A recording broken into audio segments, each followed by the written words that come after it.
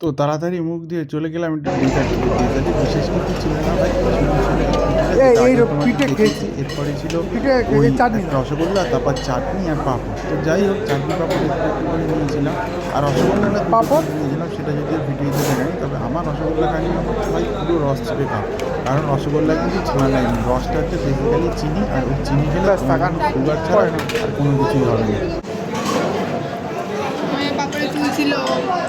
হ্যাঁ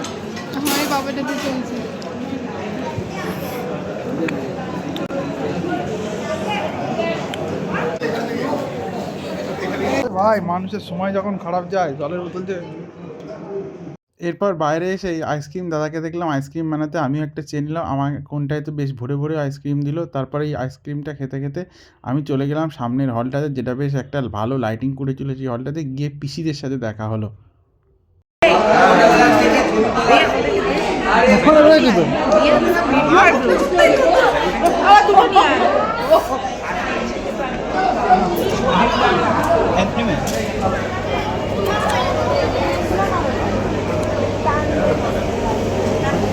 এই ঠান্ডায় এই আইসক্রিম খাওয়ার যে মজাটা, তারপরেও যদি তোমার গলা না ধরে আর ঠান্ডা না লাগে, টেরিফিক কেভিন ডেয়ার আইসক্রিম। সো ফাইনালি আমার খাওয়া শেষ হয়ে গেছে। তো এবার বাড়ি যাওয়ার পালা। কি করতে চাইছিস? চট। তো এই গাড়িটা ঠিক করা হয়েছিল, এই যে পিছনে বাবাই আর আমি উঠেছিলাম, পিছু ছিল।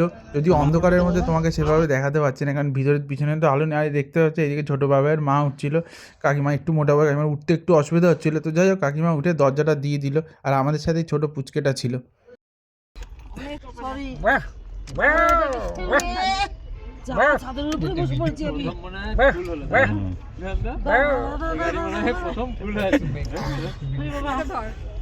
তারপরে এইভাবেই দুই বন্ধু পাশাপাশি বসে হাসতে হাসতে কখন যে বাড়ি চলে এলাম সেটা খেয়ালই ছিল না। এই দেখতে পাচ্ছ অলরেডি আমরা বাড়ি পৌঁছে গেছি।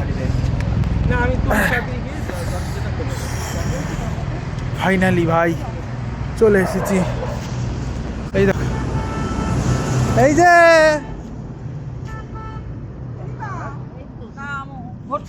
যে গাড়িতে আস্তে আস্তে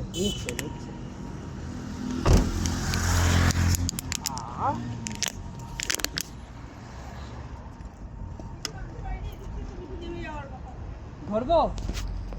দীপাকে দেখ, সাবধানে।